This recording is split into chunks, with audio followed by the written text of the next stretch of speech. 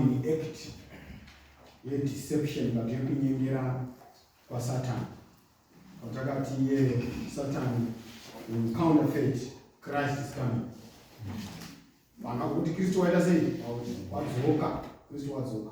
Saka ina dawe takadzidzisa kuti Jesu asati adzoka sezvinova shoko kuti izvoni it will be visible and audible event vanhu vosachamuona kunyange vakambaya. Asati adzoka kudaro Satan uchadzokawo sani saJesu. Ndizvo handiti? Saka he is going to counterfeit Christ is coming. Izvo ndo patakagumira tichidzidza nezuro. Tikabata ukagwa Korinto chapter 11 verse 14 inoti naye zvazvishamisi nokunyangana Satani unozviita sei? Unozvishandura kuita mutumwa wechiedza. Ndizvo asi tikaona kuti Mwari haasi kuzotendera Satani kuti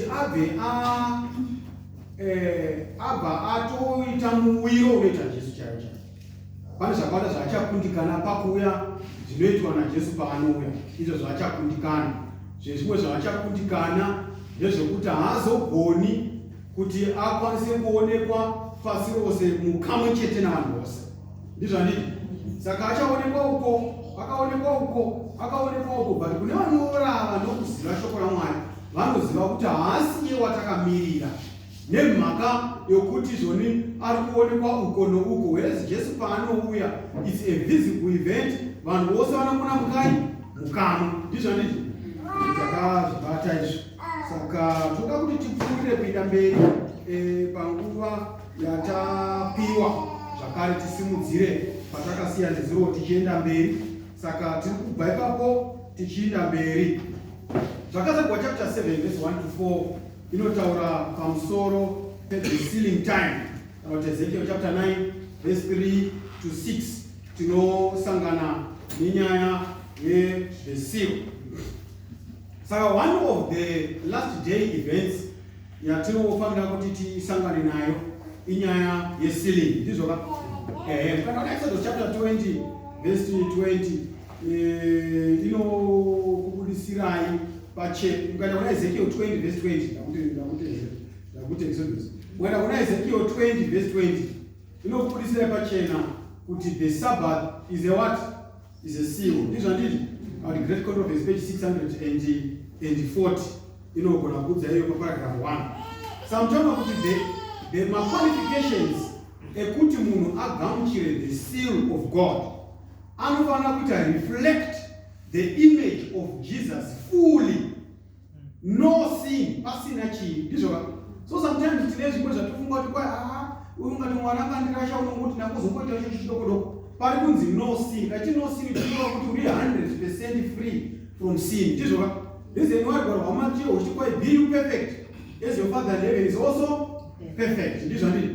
But unoona vachaswaya tiri vanhu venyama tichiri kuno tichiri panyika musati aunenga tichiri panyika. Ndizvo. Hakuna mutsvene, hakuna chii, as if hatigoni kuwana vatsvene pakati pevana vaMwari. But it don't quite be you perfect as your Father in heaven is also perfect. Saka the condition yokuva sealed unofanira kunge wareflecta the image of Jesus fully, not partially. Ndizvo handiti? No sin. Unofanira kunge watoreflecta. Kana vanhu votoona uchifamba vari kutoona Jesu achiita sei? Achifamba. Those are the people who are going to be sealed. Ndizvo handiti? Ndo vanhu vanosiliwa ivavo. Nemhaka iyi mukaenda kurugwaro rwavaHebrew chapter 10 verse 14 to 17 munoverenga kuti zvakare great controversy page 485 na page 620 inobudisa pachena kuti when you are sealed chinenge chaitika nechokuti zvivi zvinenge zvaitwa blotted out. Hauchisina remembrance of sin. You can't remember. When you can't remember something, you can't do what you don't remember. You get the point? Never get what is not sealed. In other words, short way you put sealed in righteousness. Saka kana mnachinga ava sealed, haagoni kuti akava sealed mangwana osirinugwa omwenda kuchivi odzoka zve over sealed. Saka when you are sealed, it's a permanent seal. Ndizvo you are now sealed in righteousness. Hazvichagoneki kuti utadzishe. It's not possible. Pakudzidza kwatinoita seal haigoni kuti yombopiwa nhasi you lose it. Wodzoka zvawaigena you lose it. Once you are sealed, you are sealed. Akanaka ngara bakaya sei. Akanaka wakaipanura bakani kuti wakaipa. You get the point? Those who kubuda pana. Saka toda kuti bate fungwa yekuti for you to be sealed, it means kuti the blotting out experience inenge yatoitika. Because hauchagoni kurarama muchivi, hauchagoni kurangarira kuita chivi. You get the point? So this process is completed just before probation closes. Because probation is closed, probation is not going to close for each and every one of us at once. You get the point? It's something that happens progressively. You get the point? When it comes to the issue of the Sunday law, this particularly the proclamation of the Sunday law, each person is brought into a point where he is supposed to make a decision in terms of the Sunday law, whether you accept or you reject the mark of the what? Of the beast. This and this. So the decision you accept or not to accept this enforcement. This Urukuto utakati judgment is immediately is passing to the what? To the living. Number one. So this thing is happening just before the close of probation, but probation closes progressively for each and every one of us as we come to a point of making decisions.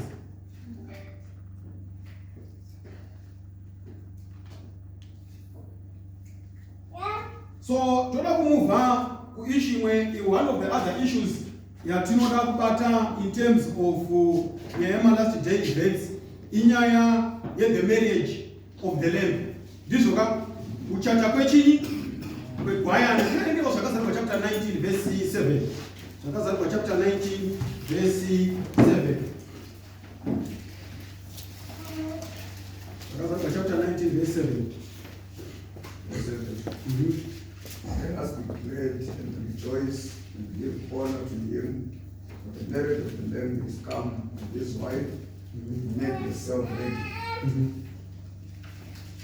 Saka panapa tikutaura nezvenyaya yekuchata tekuwana kwegwayana. Saka muchaona panapa kuti isusu tiri kuti isusu mudzimai wegwayana ndizvo the holy city. Revelation chapter 29 verse 9 na verse 10. Saka Jesu unoreceive kingdom yake at the close of his mediatory work. Ndizvo panopera basa rake rokuva mumiririri. It means my cases each and every one of us are completed. Saka he receives his kingdom at that point. Saka my guests are kuuya pamuchato aya, which are the saints.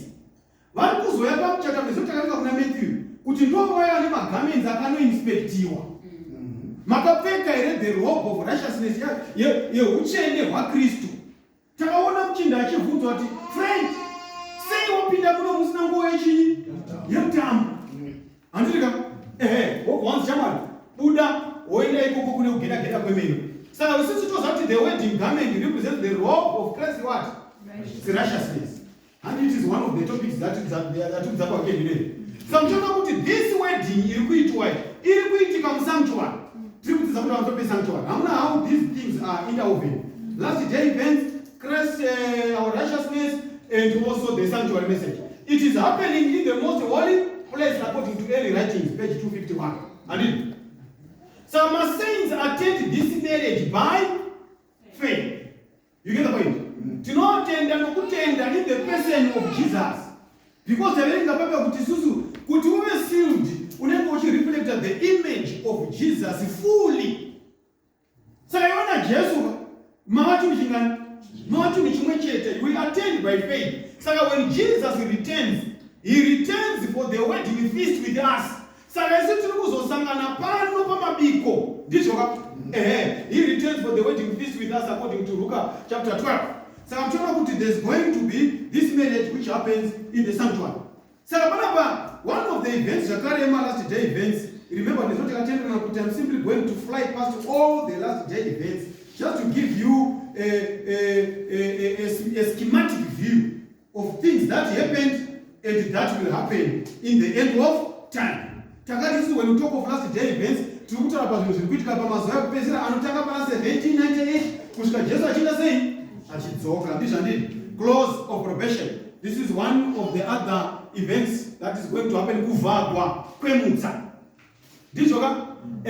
Saka mutsa paunovhagwa, every case has been settled. Mutsa wako kana uchivhagwa, it means your case has been settled. Chero dei waipiwa additional time inotambwa nevebhora chikwai vari mumadhani inonzi extra time. Chero dei waipiwa imwe extra time, iwe hawaigona kushanduka. Nyaya yako iwewe iri beyond repair. Chero nyasha dzikadhabuliwa dzikadini dzakatoitwa kuti zvakatoramba. So when probation closes, it's not an arbitrary clause, but it is you who makes it happen kuti close because you have rejected the mercies of God. Wadziramba nyasha hakuna chimwe chauchagona kuitirwa nokuti zvaifanira kuti unyoro hwaMwari nokururama kwaMwari kwakafanira kukwezva kwatokundikana. Nokuti waramba kuaccepta, you need to reach out to this. Saka because every case has been settled, the spirit is withdrawn. Nokuti mweya ndiwo unotinyangata kana kuti bata uchitingisa kubi.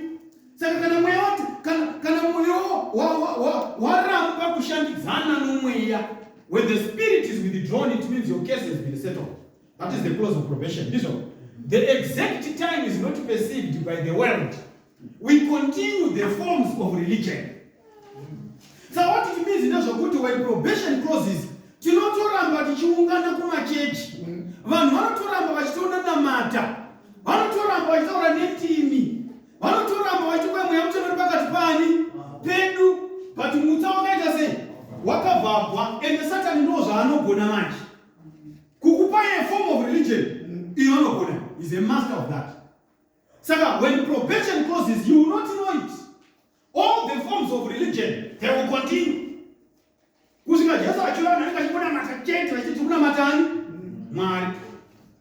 When probation closes, Jesus leaves the most holy place and lays confessed sin on Satan.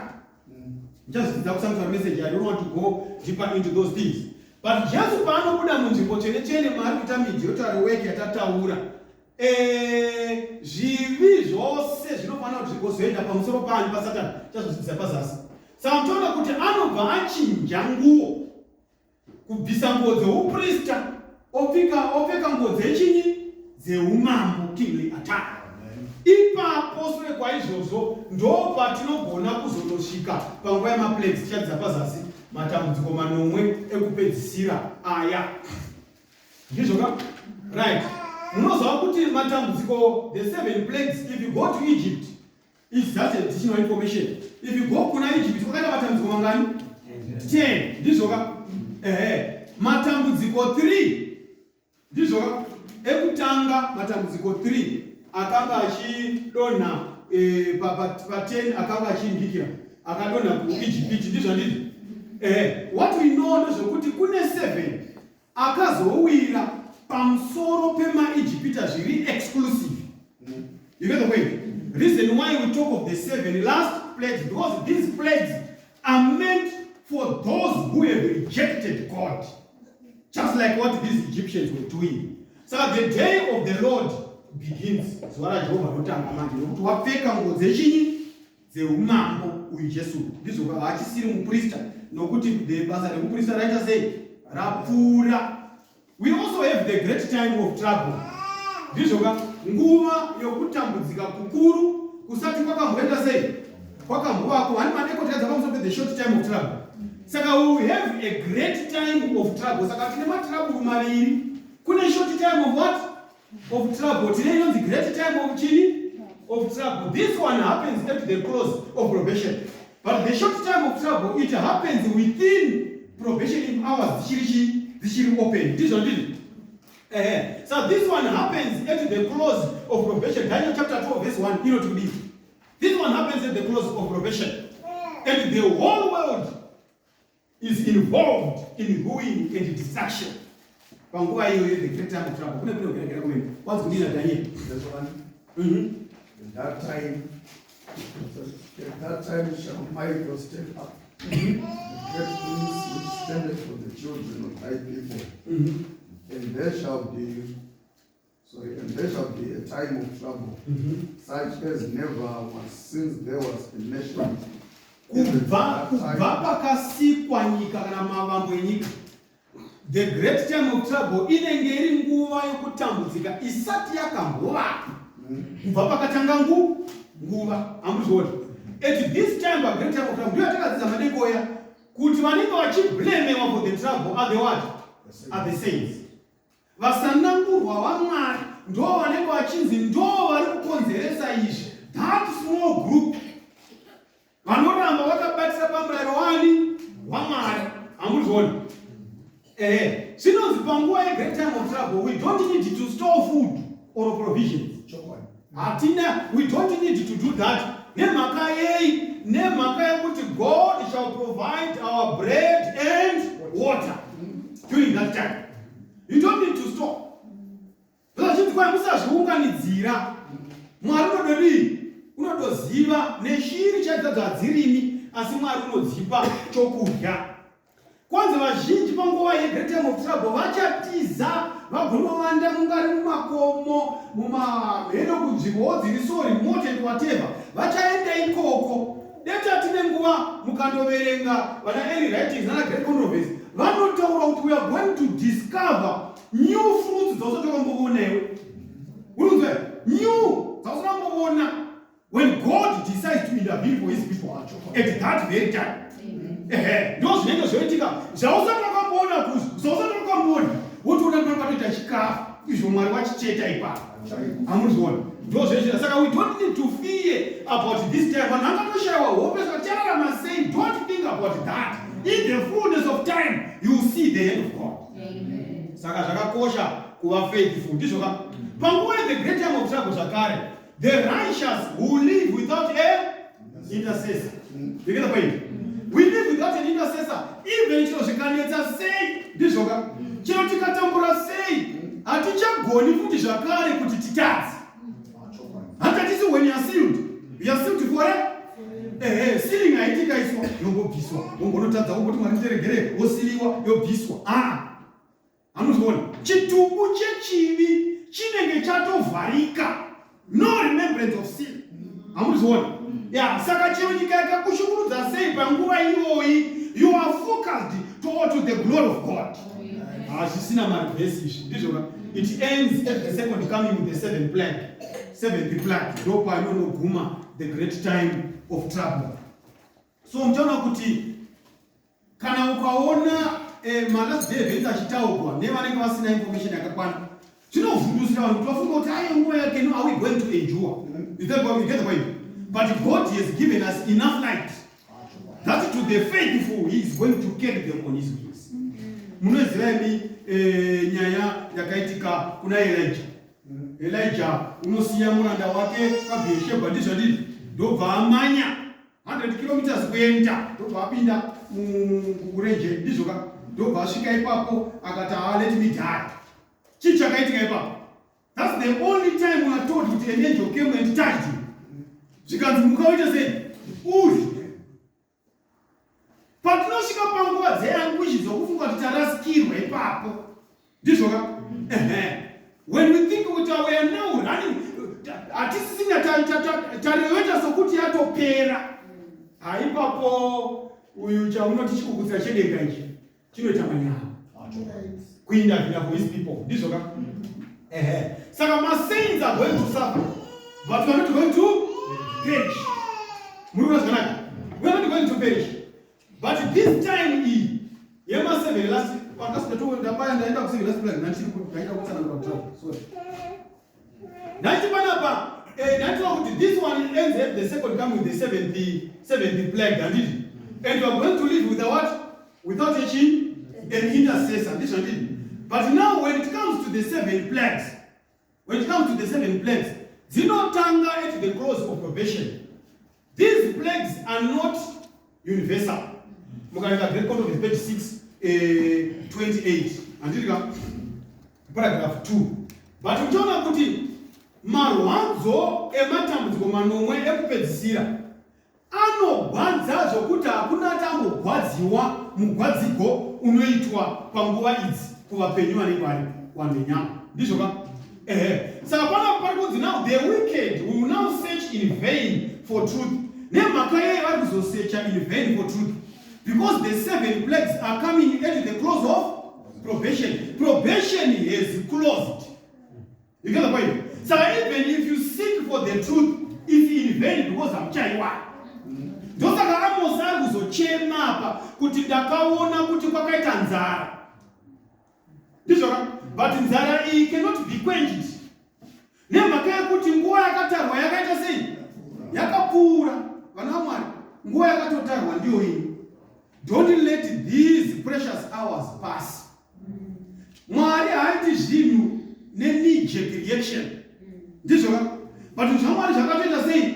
Zvakatorongeka. So when this message is coming to you, when this weekend Bible retreat is coming to you, it is not some good planning of your leaders. I see you. But ndi Mwari atoronga tsoro dzake kuti shoko risvike kwauri zvichine rugare, so that you'll be able to make a decision. You get the point? Saka pari kunzi panapa, they will search in vain for truth. But mukana wekuti aone chokwadi akatombomupiwa kudhara akamuramba. He spent the truth kusvika mutsaubva. Nokuti zvanzi mutsautovharikana chokwadi chose chasvika kunani? Kwauri. Ndizvo ndozvikure papanapa. Saka the saints will suffer, but they will not perish.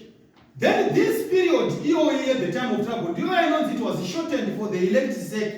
Nenguva iyi isina kushorteniwa. Hakuna kana mweya uchetwasira uri mupenyu. Ndizvo ndizvo.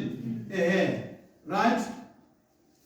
Chimwe chatinodzidza chakare zviri kuzoitika pamazuva ano kupedzisira atiri ndeyekuti izvoni, when the plagues enrage the wicked against the saints, they will pass a decree. Handitadzidzasi kuti vari kupomera masaints kuti this small group ndio iri kukonzeresa kuti pane matambudziko atiri kupinda maari. Tarirai muone mamota atirova, tarirai muone zvimvuramabwe chatirova, tarirai muone ugwere hwakadai neukosha hwakasiyana siyana. Ndiva vana hamuzvona. Saka they will be persuaded kuti siyanai nenzira yenyu yamuri kunamata nayo. Ndizvo. But are they going to be able kuti vasiyane nazvo the saints? They can't, because they are now sealed. You get the point? They can't. So when they try to persuade them, they will then pass a death decree. After a certain time, if these people do not surrender themselves, you are now free. You get the point? You are free. So that they will pass, it will be passed throughout the world where the saints are scattered. And that is also, when that decree comes, it is a sign to leave all cities and villages and flee to mountains. You get the point? And flee to mountains.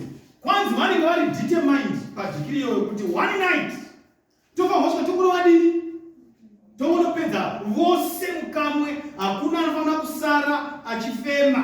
but tinodzidza isu mukaenda pana Great Controversy page 635. Ndikariverenga page 635. Inotaura kuti panguva iyoyo pavanenge vati izvoni vanoda kuvauraya. Great Controversy tells us that the saints will be delivered.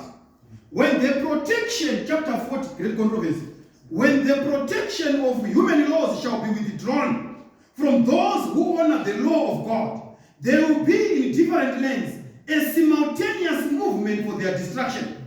As the time appointed in the decree draws near, the people will conspire to root out the hated sect. It will be determined to strike in one night a decisive blow, which shall utterly silence the voice of dissent and reproof.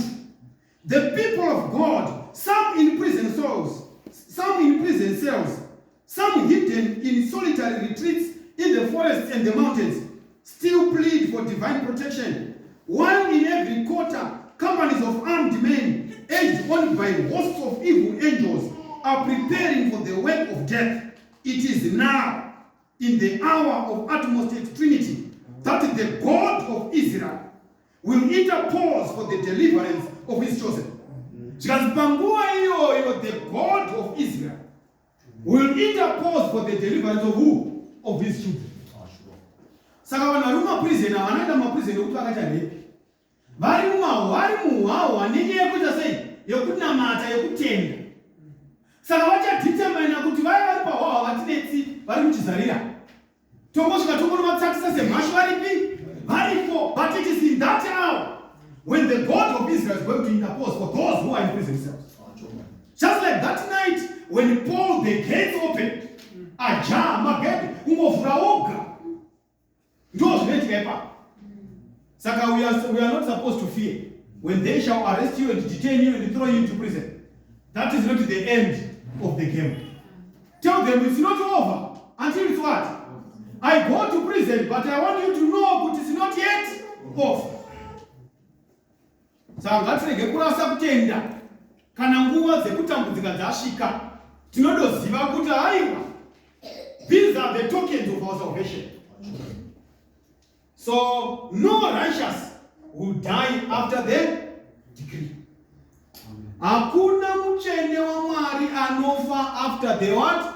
The decree. Testimonies volume 9, page 17, paragraph 1. Angels fight for saints in the form of men. Heroes in the form of men. Zichabvira vacheni. Ndichakaona ngoza zichakurenga imo quotation inotaura kuti patinenge takagadha in the dungeon, in the caves and in the mountains and in the forests. Pavanodetermine kuti we are going to strike them usiku. Ndizvo ka. Zvinonzi angels will form a barricade. A barricade around the saints. Saka pavanouya manje vanoona pane mamonyafo haya akaninga. When they shall try to kuti vadire truth dzavo, where they will fall down as straws. Vasazoita kuva kungoita janga rinotodona. Hazvitoiti because after the decree no saint will die. The decree begins the time of Jacob's trouble. Nguva ye decree. Ndo panotanga yatinoverenga ichiti Jacob's what? Time of trouble. Ndizvo right. Jacob's time of trouble. This one begins at the death decree. Kana death decree yapasiwa page 615 Great Controversy. Ngativerengere pa page 615 ya Great Controversy. Buku rakanaka stereki. Munofamba kuti muiverenge stereki. Ndizvo right. Inoti pana when God's presence was finally withdrawn from the Jewish nation, the priests and people knew it not. Though under the control of Satan and swayed by the most horrible and malignant passions, they still regarded themselves as the chosen of God. The ministration in the temple continued, sacrifices were offered upon its polluted altars, and daily the divine blessing was invoked upon a people guilty of the blood of God, dear son, and seeking to slay his ministers and apostles. So when the irrevocable decision of the sanctuary has been pronounced, and the destiny of the world has been forever fixed, the inhabitants of the earth will know it not. The forms of religion will be continued by a people from whom the Spirit of God has been finally withdrawn, and the satanic zeal with which the Prince of Evil will inspire them for the accomplishment of his malignant designs will bear the semblance of zeal for God. So when we are machina vari also kuti mweya mutenderi pakati paone mhaka yekuti Satani ari kuisa mweya wani. Musaka kama kuti 2 Korinto 11 yati musafana izvo zvino Satani unozvishanda kuti angiroze yechinyi. Yes. The dangerous thing that is happening now ndeyekuti kudhara taiziva Satani achienda kumudzivi nemashavi vonoimba dzinomwa munasavi. But the most dangerous thing now is kuti Satani wakatendeuka, he is now going to church. Handosona. Satani wopinde church ndo pane dambudziko guru. Saka zvonetsa manje pakati pevana vavanhu kuti vadistinguishe the voice of God and the voice of who? Of Satan. When you don't go back to the scriptures, when you don't go to the spirit of prophets, it is very difficult for you to discern between the two. Right? So fungwa yekuti zvoni yatoti the time of Jacob's trouble, it is a time of mental anguish. Nemhaka yekuti the saints vari kuhya kuti hapana here chimwe chisina kupinda kupi kusanctuary. You get the point? Saka they are crying. Vari kuchema kuna Mwari. Hakuna here zvimwe. Is there not unconfessed sin in my life? Hakuna here chandisina kutungamidza. Hanogona kunoti kwai zviri zvevamwe zvinovatungamira mukunotomwa. Asi zvevamwe zvinovaita sei? Zvinovateverera. Kureva kuti masaints aMwari zviri zvavo zviri pachena vanozvitungamidza. Unondozviziva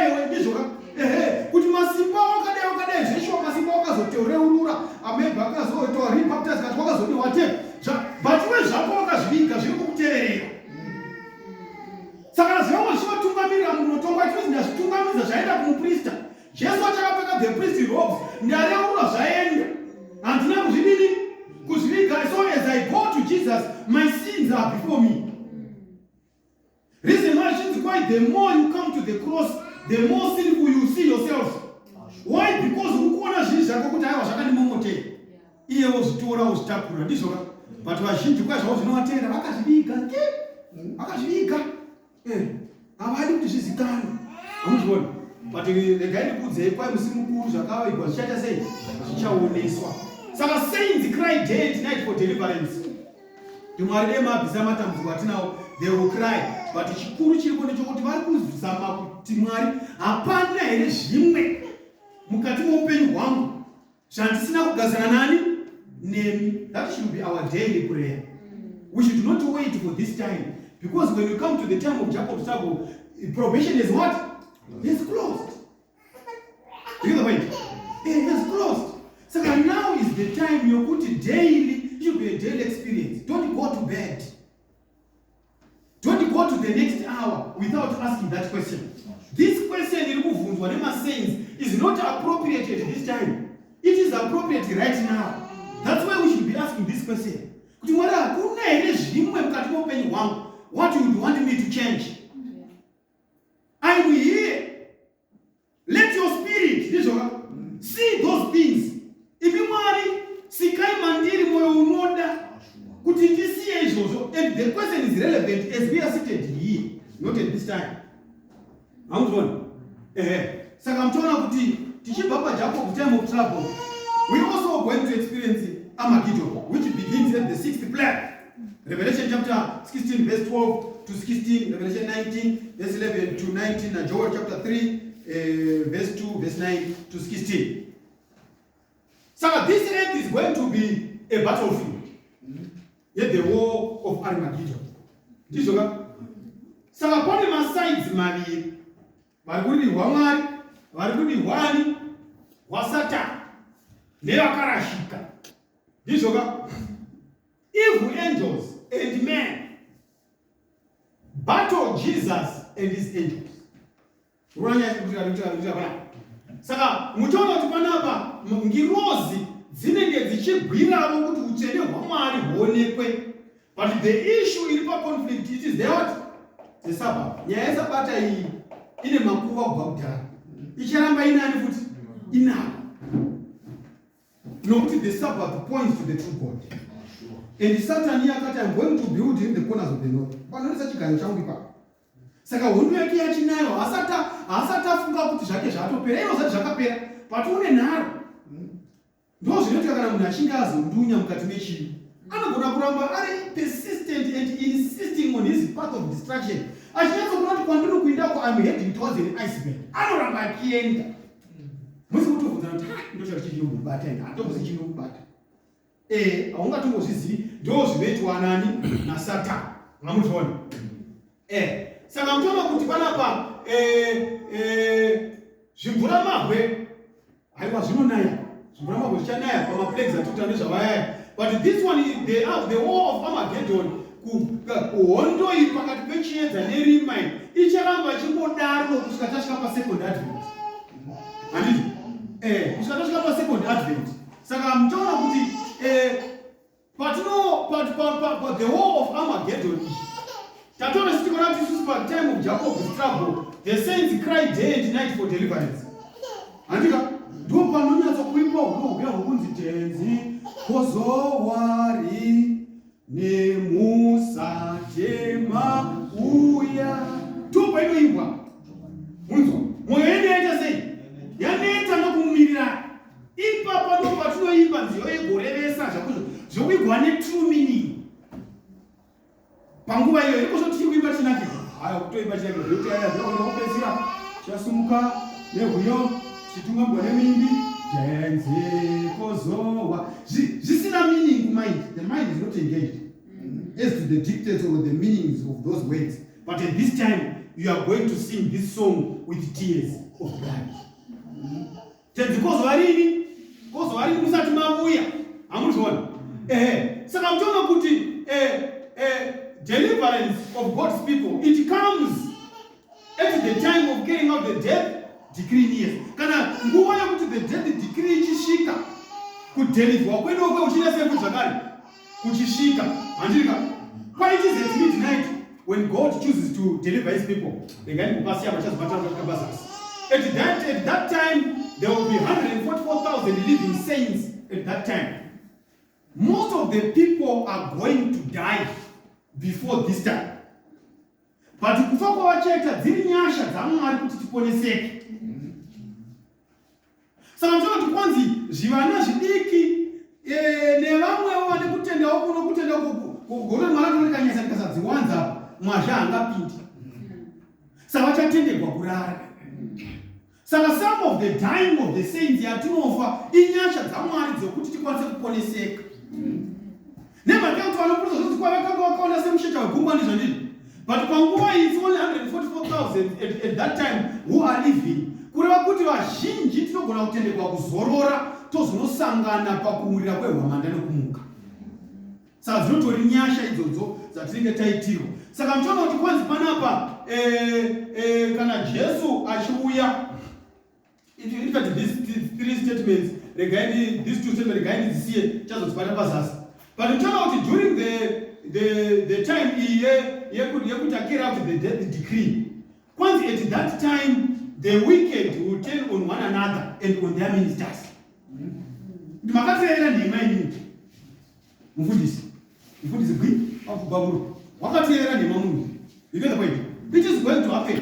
Makateera ndima apa these 2 points nazonzibata pazasi. I will come back to those points later. Right? There's also going to be a special resurrection. And this special resurrection, it is a special resurrection to the most violent opposers of truth. This is in Revelation chapter 1. Kunyange vakamuita sei? Vakamubaya. Verse 7. Vachamuita sei? Vachamuona. So that special resurrection, you know, those who pierced Jesus, Revelation 1 verse 7, the most violent opposers of truth.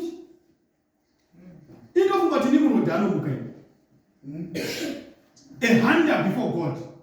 Mama kumi ndano tikwa Nimrod waita kuvima Mwari. Angakona because he was a most violent opposer of truth. Don't forget the special. Unotongo mukatamu muone kuti munhu uye wanda kuoppose. Wauya amuzwana. Saka during that special resurrection, the tables of the law will appear in the sky. Kuti vamuone kuti mtemo waya wakaramba ndiwo the character of God. This one is day and hour of Christ coming is announced by the voice of God. This one kwai panouya Jesu chinotanga chiri small black cloud chakatanga chiri ruoko chemunhu chiri kure kure. This one it will be by midnight. Pachinongorwa kakore katema kari kure komboonekwa kari mudenga. This one in the eastern sky. Kozokura kachiuya ndizoka zvichite kukabuda mwedzi kukabuda zuva usiku zvichichinjana ipapo ndirika usiku zvichichinjana. Saka ndaona kuti panapa zvadero who then have the first resurrection, the righteous dead vanofana kuti vagozomuka. The righteous dead are supposed to awake. The voice of God calls the dead to awake. 1 Corinthians chapter 15. Ndinokuudza chakavanzika hatingavati tose. Asi hwamanda ichaita sei? Icharira, ipapo vakafa vachamuka. Hwamanda icharira. Kuna 1 Corinthians chapter 15. 1 Corinthians chapter 15 verse 21 to 23. Sometimes to quite the saints, they will come from the grave. Same stature. Yawakafa nayo ndio vanomuka nayo, but havasina blemishes, havasina zvigwere zvakavauraya ndizvoka the little children vose maoko namai vavo. Because remember kuti kuri kunzi kwai vakafa vanofanirwa kuti vamuke ndizvo. Kana vamuka tosangana nemapenyu ndizvoka tokumbana naye tose ndopatinozodini manje. Hakuna anotangira umwe. Hamutitangiri kana isi kuti tafai basa rimwe vapenyu tombotaka isusu. Ndizvoka ndozvokureva pana zvana zvidoko zvakava zviya kwazvichadokogwa nekiro zviswa mumaoko anamai vazo ndiko anamai vazo vaponesewawo futi ndikezapai zviswa mumaoko anamai vani anamai vazo. But the wicked will be slain by the brightness of his coming. Vakaipa vanenge vari vapenyu panguva idzodzo vanourawa nokuhwinya kwaJesu pakuuya kwake wofa.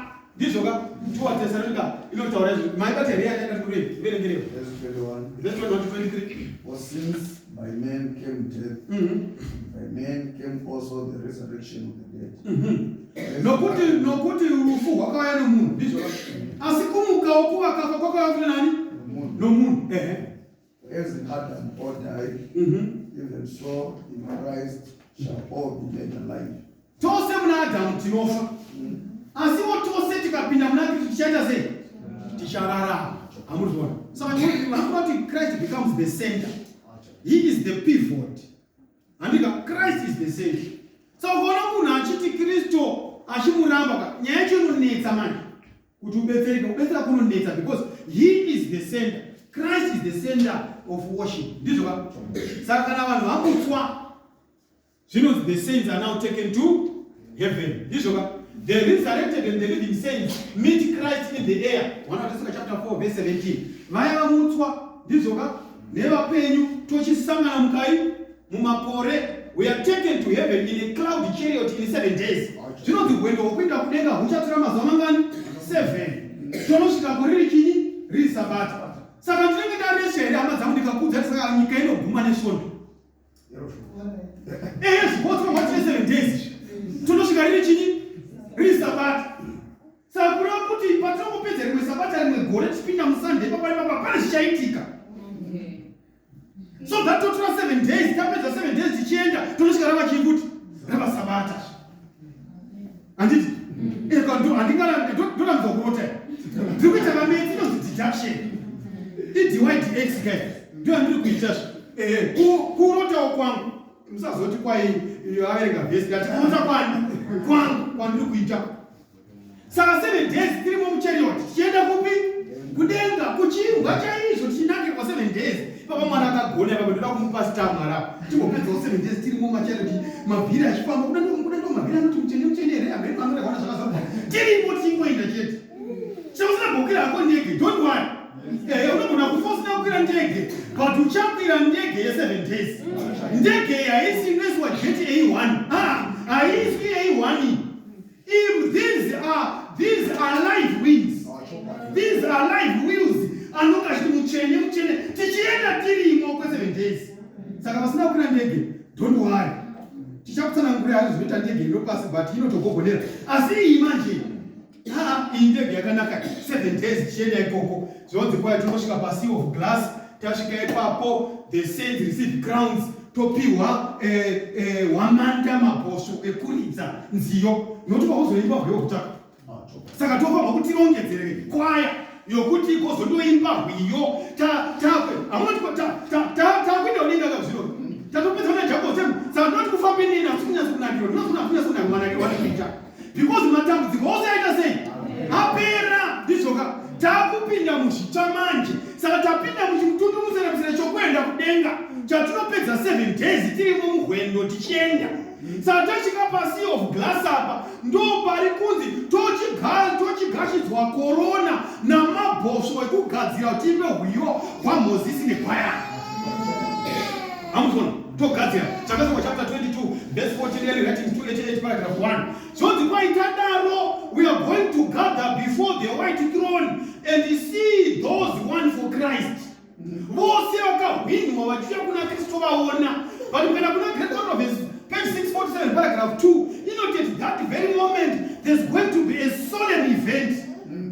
An event that shall bring tears. Dzinoda kuzotowaipiwa.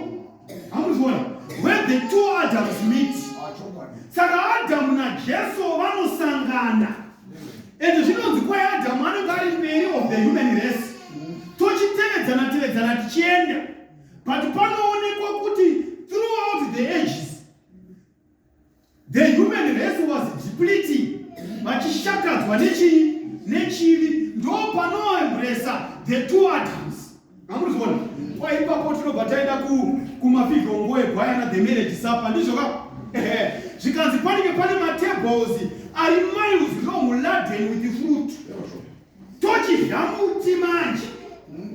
Wokuti tadya hatingazofi nokufa kuti zvakare. Tochidya manje tiripo patafura page 19 paragraph 1 tiriko ndizoka kana taenda kudenga zvakare ndo panotanga futi zvakare the millennium, the 1000 years. Every other desolate tatosiyana nayo. Satan wasungwa ndizoka wasungwa ndiye kudziya yaizazazi zvini zvaiso pamusoro pani pake. He is supposed to meditate on the destruction nezvinhu zvaakakonzeresa nenyongano yose yakakonzeresa. Anofanira kumbosara achixavanga nokufunga ari oga iye Satan ndizoka. But the saints are now in heaven. Taumne phase judgment where we are judging the wicked. Ndizoka. Tiriko tichivalidate kuti ko sei brother mucheches vasiri pai. We want to know it because every Sabbath taivana takatongoenda kumazunge navo, takaita mahealth expo navo, takaita macamp meeting navo. Where is this man? Ndakadouya kuchechi nokuda kwani kwake. People will be asking those questions. Where is this man of God? Books will be opened for that period here, 1000 years, the millennium. Books will be opened. Tose chitu mwari kutoka kwenye kwakarura. Mwe wafunza mwari kutoka kwenye kwakarura. For 1000 years, munhu wese achagutsikana kuti sei ndingasipo pano ndingari pano. Because haungovunzi kuti sei ndingasipo. Ndichazobvunza kuti ko eudhakona vapinda pano sei. Ini ndovaziva ini mabhuku ofuko. Zonzi aiwa uri right. Zveshuwa kwaunoti vakadavira vakazviita. Asi izvi zvavo izvi blotted out. Neropa rani raJesu. Saka unogona wakatadza zvizvo kuti ropa kuti uzvitaura unogona uzvitaura. But ukaenda kuna Jesu nemwoyo wokurevesa, his blood is more than enough. Kuti ukwane pachitundusira muserechi chatinenge tazokwira tichiita totobvunza kuti vazouya pana paseya bvunza aiwa watopinda nokuda kweropa rani kwaJesu anga achimbosimudza maoko ake kwaisi tichashandurwa kwazvizika tichazovei asi chatosochichafanana naye ndizvo. But Jesu acharamba ane mavanga ake emumavoko for eternity. Iwe washandugwa mascars ako zvese zvarapo zvapera, but this man is going to remain with these scars. Saka tichingooniswa mascars because of this. Ndosaka uyo ari papi ari pano. Saka pamillennium tataura kuti the earth inenge yava desolate, Satan wasungwa, masaints ava kudenga ndizvo ka.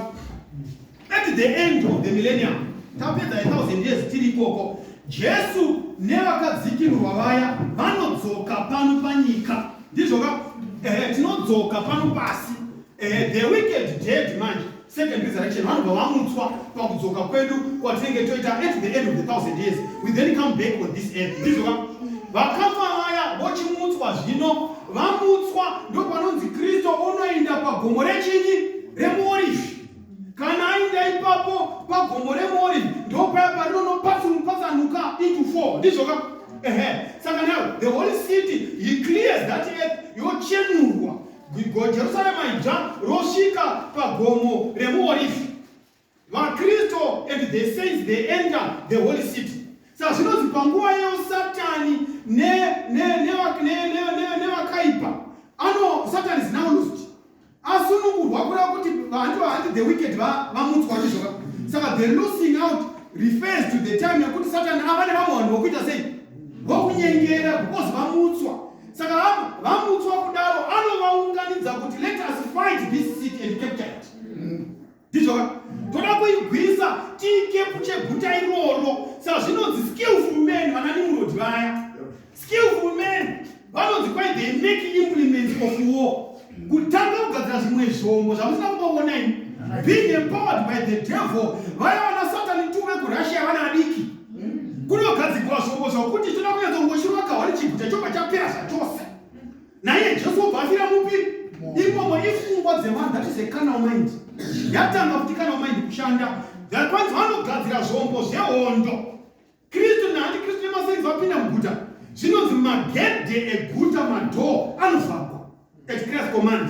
Avhagwa mukaekonomy page 664. Zvinonzi Kristu unobva wagadzwa ndizvo ka. Vanomuona Kristu achigadzwa Lord of Lords, King of Kings pamusoro peguta irera the Holy City ndizvo ka. Then mabhuku erutongo anovhugwa achivhurirwa vaya vari kugadzira zvombo kuti vagoona mabasa avo, because pane zvinofanira kuitika. Saka zvinonzi kana zvadaro manje the panoramic scenes of the great controversy dzinotanga kuonekwa mudenga.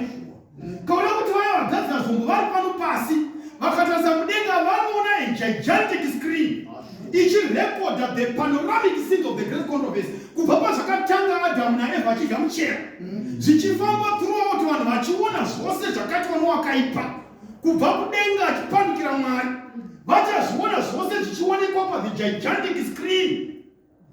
Kwai umwe noumwe anotarisa ivo mudenga achaona zvake zvichiradanukwa. All the records will be open kwauri. Tozvachiti kwai munhu wese achaappear before the judgment bar of Christ. So the wicked are now appearing before the judgment bar of Jesus, for they are seeing their records in a panoramic view. Upongo hwakata utuna zvakatonywa kwa sababu anozava yakadzika ne pakanywa na Jesu pasipaya handisi vakatanga kuti that's one thing because pano pavamutswa they are accusing Jesus saying sina kuita ndakanga chibvisa mweya shina ndikarapa ndikaporesa ndikatora nentimi ndikadini anodziona ntimi dzakati dzitora kuti adzitimi dzasina kuna Mwari chikoma naye chino chaindiyengera Satani unoona you get the point. Everything is going to be laid bare.